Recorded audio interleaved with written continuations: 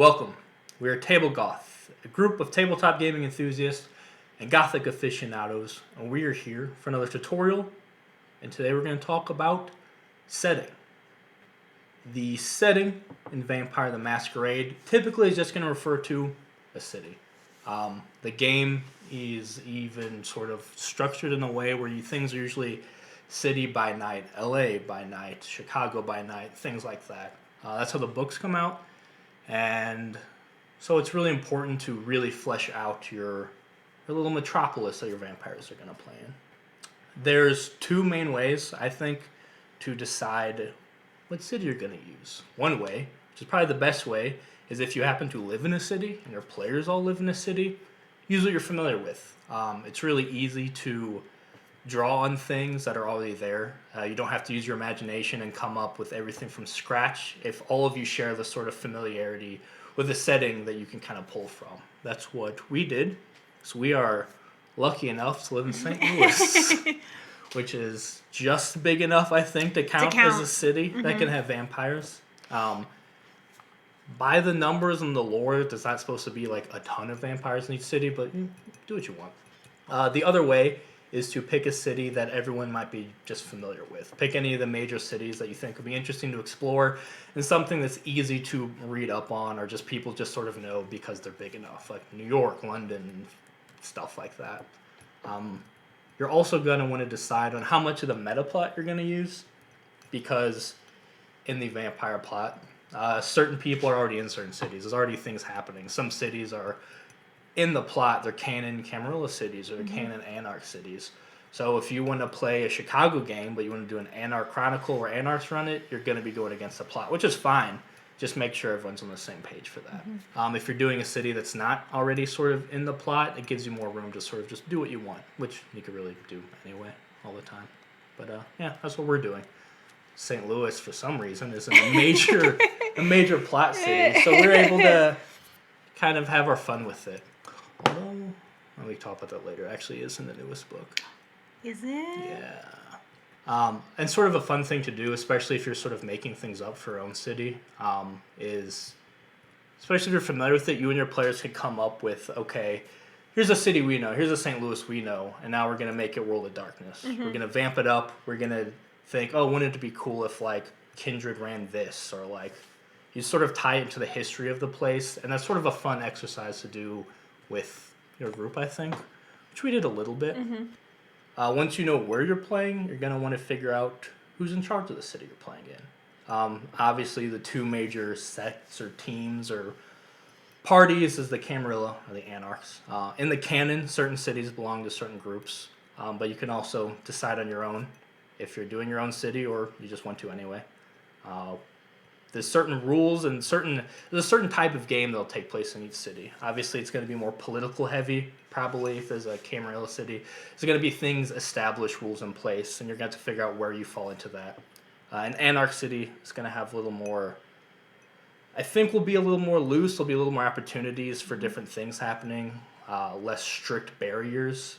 But sometimes it's fun to have that freedom, but sometimes it also is a little harder when it's not already a structure to play with. Can be dangerous, especially if you're playing like New Kindred, like we are. I think it can be dangerous to have so much like freedom, which is not really an accurate way of describing that situation. But because there are no like set rules, but then there are like other rules that are kind of unspoken. So I feel like it's really fun, but it can be kind of dangerous to just throw yourself into that. So I think there are upsides and downsides to both. Yeah, depending on what sort of game you want to play. Yeah. Our Taste of Youth is they're all brand new Cyrillus Kindred. Obviously, that wouldn't really roll in the Camarilla City. In Camarilla City, they'd be assigned someone, things would happen. So we sort of wanted to go more with like a learn the hard way, stumbling through this. So that's why we chose an Anarch City. Or we made St. Louis an Anarch City. It would be an Anarch City. I think so. So once you have your city, you know who's in charge.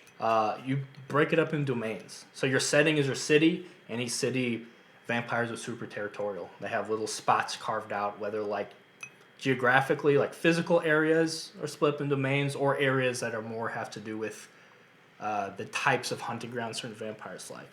Like in ours, we split it. The Toreador, they have a domain, but their domain is like museums or venues, not necessarily a physical spot as much as things that are tied to their ideal. Where other kindred in the city have they have this park or downtown, certain parts of the city just have a physical barrier. And that's a fun thing. You probably want to get a city map, and then just carve it up in a way that's interesting and let your players have access to it so they can see sort of who's controlling what and how they want to play around in that. I think always visual cues are an excellent way to go, but especially if you're working with a city, it's nice to be able to see exactly where things are and make those connections as a player that kind of knows their area. And I don't know, I think there's just something that creates like a community just based off like using a map and using your city and just like the connection to those kinds of things. So yeah, I think it's fun sort of like putting the World of Darkness touch on like familiar landmarks and things like that. And then you are going to want to decide sort of where your coterie is, like physically where they're at in the city, where their haven is, and then where there's opportunity for them to do more. Okay, so once you know who's in charge and their little chunks of the map, with your setting, you want some sort of change happening. Whether that's a change that your coterie is making happen, or your coterie is helping make happen or involved in, or a change that's a bad change that your coterie wants to stop, or the city itself wants to stop. You don't really want something stagnant. Once you have your setting, it's filled with these interesting NPCs, it's filled with their domains. Once you know who the players are and sort of everything going on, you want some sort of event to sort of be putting things into motion. a driving force. Yeah, it's because you don't have like your quest or your missions or anything else like you have sometimes in other games, like your overall activity that you're doing. So just that like driving force of change. And I like too that it's like that because it feels more like real world. Like that there's something changing, there's something happening, but it's just set in a world of vampires and werewolves and things like that. So it feels so realistic, just darker. Yeah, well, it's not necessarily like, okay, here's your coterie, here's their quest. It's here's your setting, here's your city, here's some different forces working against each other, and where is your coterie going to fit in with that? Once you have that figured out, like I said, figure out what part your coterie is going to play. Like I said, not physically in your setting, but also have they been in the city a long time? Are they older vampires? Maybe they have some cool like historical connection to the city, or maybe they're transplants and they're figuring out the ropes with these sort of new politics. We were able to do it to where they're new vampires, so they didn't really have any established anything, but you still got to have certain things. Like we play in a city that we live in, so we were able to say like we know landmarks, we know places that us in real life think are interesting or want to explore in the World of Darkness, so you could connect your characters to it. So I sort of like throwing it to the coterie, saying like, what parts of this city interest you? What do you want to learn about? Because you as a storyteller can only populate so much. I mean, you can really go through and map out each little street, but I like get your coterie's idea of like, all right, what am I interested? I want to know what's going on with this concert venue that we like what does that look like in the World of Darkness, or like who runs this museum, or what's going on with this.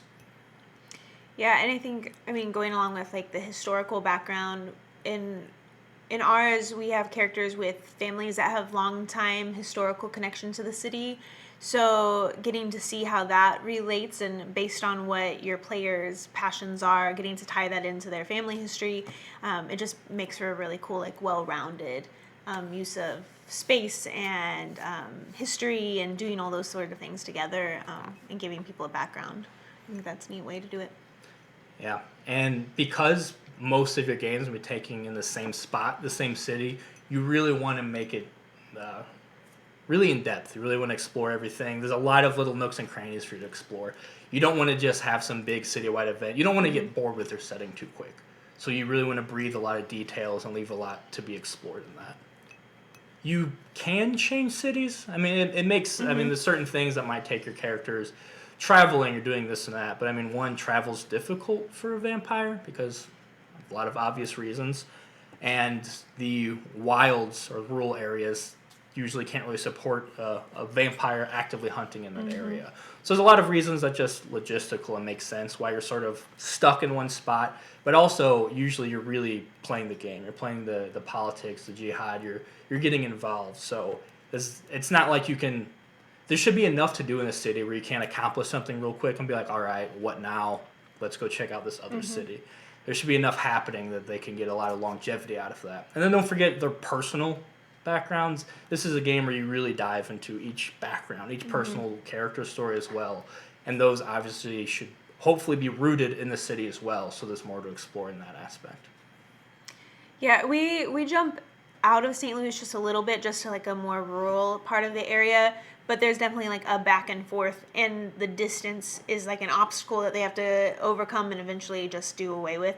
So, but having a city, and I think that's also why, you know, it's kind of required to have a city, because there needs to be multiple areas, like in New York is multiple boroughs, or, you know, different sections of the city, because they each have their own flavor. So everything you do in whatever city you're in has so much diversity that it's really cool to explore those in like the different version of darkness. Yeah. And so it keeps it interesting. So you don't have to do all the work for your, you know, for the group. You have so much built into the city already. And also, you could just make stuff up in the sense that, like, obviously there's a lot of like real history. There's a lot of current affairs and things going on. You can ignore or add in whatever you want with that. Like I said, decide how much you're sticking to the meta plot. Some of that should play a part. But otherwise, like, yeah, make your city a little darker, more interesting, create things that are going on. You're pretending to be vampires anyway, so you're allowed to mess with some of the details to make it more interesting for your setting. So that's your setting, where, like I said, in this game, it's more of a sandbox. It's really an integral structure that you're going to be playing around with. And it's going to be there the whole time. So feel free to play around with it. If you have any other questions or stuff, let us know, because we have all the answers probably. Otherwise, that's our little tidbit on building your city in Vampire the Masquerade. Bye.